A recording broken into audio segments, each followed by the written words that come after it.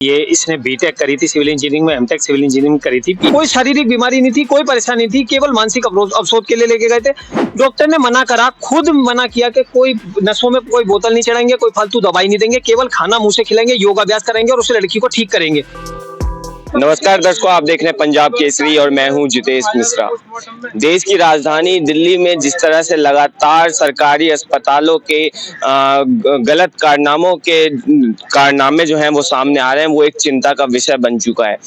जिस तरह से आज हमारे साथ बात करने के लिए एक ऐसे ही शख्स मौजूद है जिनकी बहन को मात्र 6 दिन के अंदर में आरोप ये है उनका कि दिल्ली के जीटीबी अस्पताल में फ्लूइड देकर मार दिया गया। आइए जानते हैं इनसे कि पूरा मामला क्या है। नमस्कार जी, वैसे मेरा नाम निधीश है। मेरी भी एक छोटी बहन थी नवनिधि, मैं उसी के संदर्भ में आपके पास आया हूँ। मेरी बहन को मार दिया गया, मेरी बहन की हत्या हो गई है। ये मेरी बहन जो नवनिधि थी, ये इंजीनियर थी।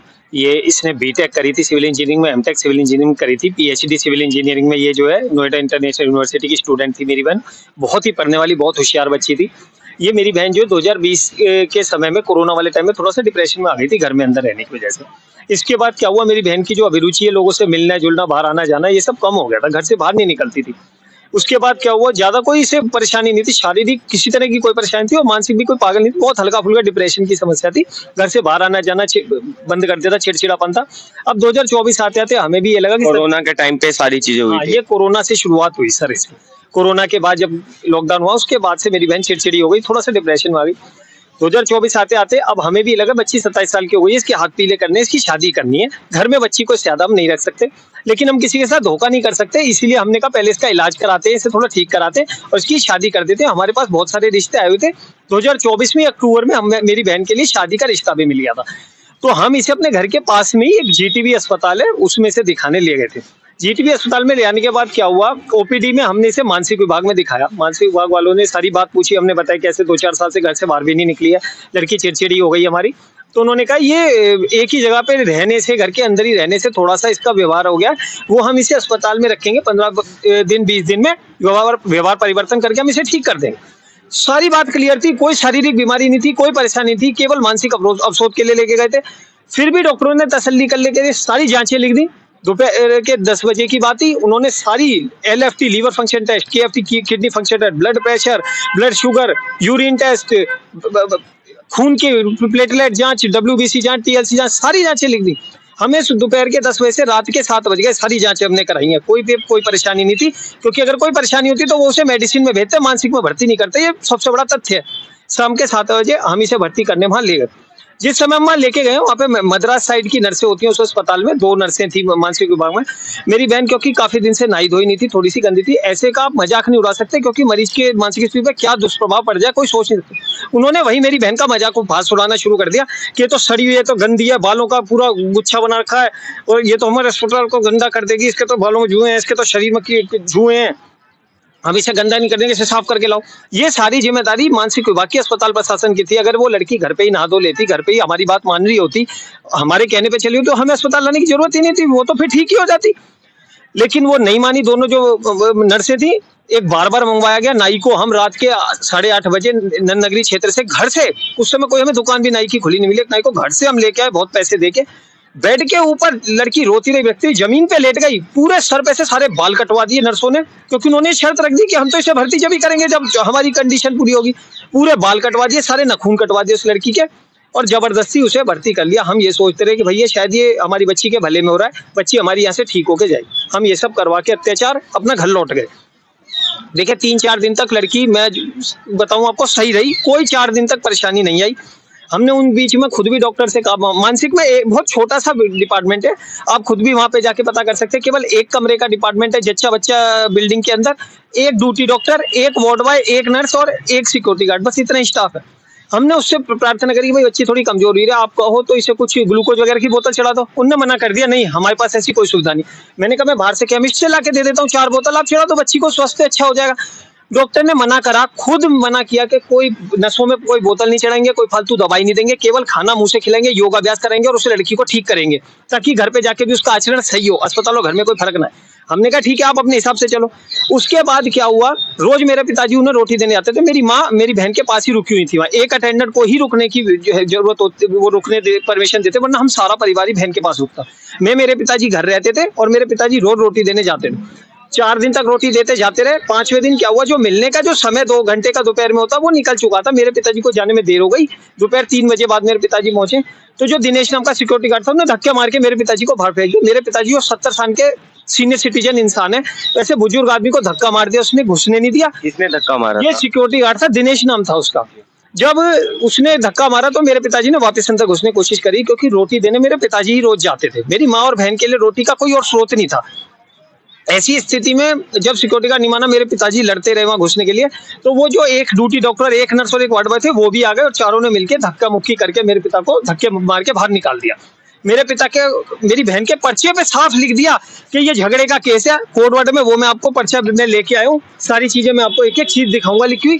इसके अलावा मेरे पिता के अस्पताल में घुसने पर ही पाबंदी लगा दी। वो पर्चे में लिख दिया कि ये बुजुर्ग आदमी अब इसमें घुस नहीं सकता। मेरे पिताजी इस बात की शिकायत करने साथ ही अस्पताल प्रबंधन में मेडिकल सुपरिटेंडेंट के पास गए। मेडिकल सुपरिटेंडेंट का पीए मिला, उसने वहीं से फोन करके सिक्योरिटी गार्ड को ड्यूटी से हटा दिया, वार्ड बॉय को ड्यूटी से हटा दिया और डॉक्टर को बहुत ज्यादा डांटा कि ये बच्ची के जो पिता हैं, तुमने ऐसे कैसे सीनियर सिटीजन को धक्के मार के बाहर फेंक सकते हो, और ये चीफ मिनिस्टर पे जाने की और बड़ी जगह जाके शिकायत करने कह रहे हैं।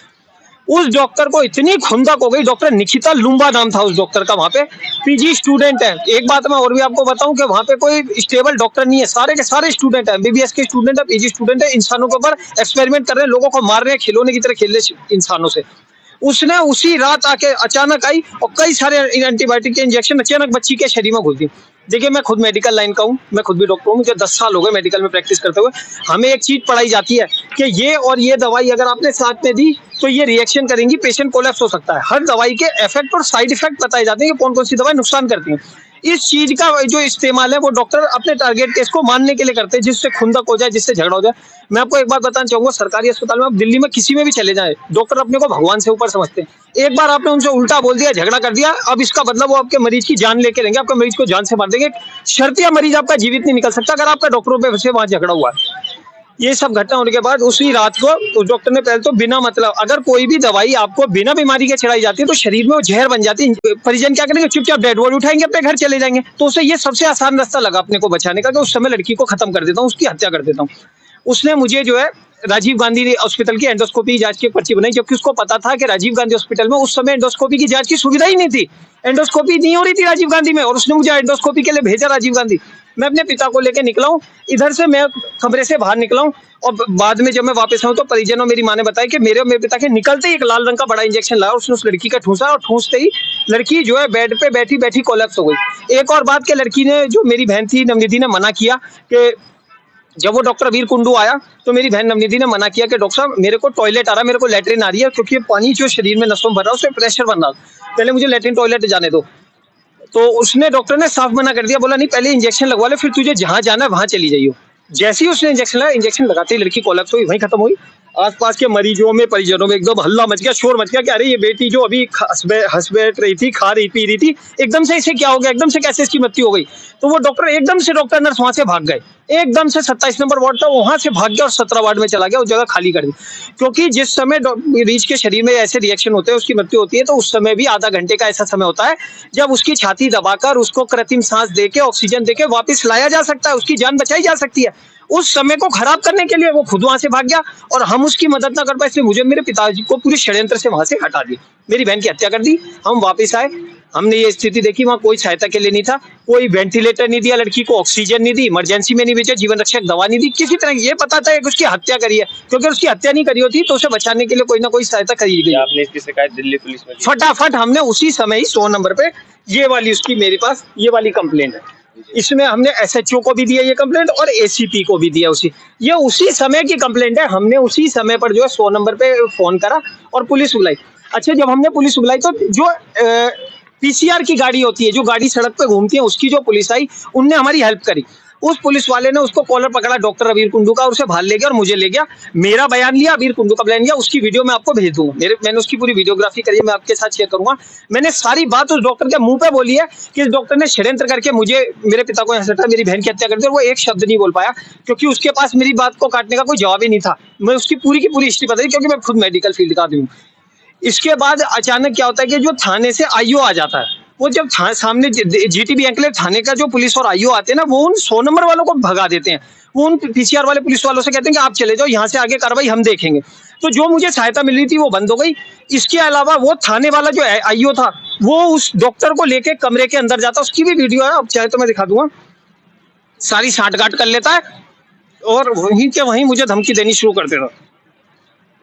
मैंने उससे कहा कि भाई हमारे बयान लो, शिकायत करो। उन्होंने शिकायत लेने से, बयान लेने से साफ मना कर दिया। उन्होंने मुझे 2 लाइन कहा कि तू 2 लाइन में लिख के दे दे कि मैं शिकायत वापस लेता हूँ, मुझे कोई शिकायत नहीं, तो मैं तेरी बहन का शरीर अभी दिलवा दूंगा, वरना तेरी बहन के शरीर की बेगति हो। तो जैसा कि देखा आपने कि जो परिजन है उनका ये दावा है कि दिल्ली के जीटीबी अस्पताल में पहले मानसिक विभाग के डॉक्टर के साथ झगड़ा हुआ, जिस कारण वो डॉक्टर ने जो है कुछ गलत इंजेक्शन लगाए। उसके बाद उसने मेडिकल डॉक्टर की ओर ट्रांसफर किया पेशेंट को, जहां उसने 60 गांठ के साथ जो है उस पेशेंट को कोई इंजेक्शन लगाया जो कि कोलैप्स कर गया, जिस कारण मरीज, जहां परिजन का यह भी आरोप है कि दिल्ली पुलिस की तरफ से जहां उन्हें सहायता मिलनी चाहिए थी ऐसे मामले में, वहां दिल्ली पुलिस के एक आईओ है वो डॉक्टर से सारी बातचीत कर लेते हैं, सेटलमेंट होता है मामला और उसके बाद आगे कोई कार्रवाई नहीं होती। फिलहाल जो परिजन है वो न्याय की मांग के लिए दर दर भटकते हुए नजर आ रहे हैं। अब देखना ये होगा कि कब तक इन्हें न्याय मिलता है, कब तक जो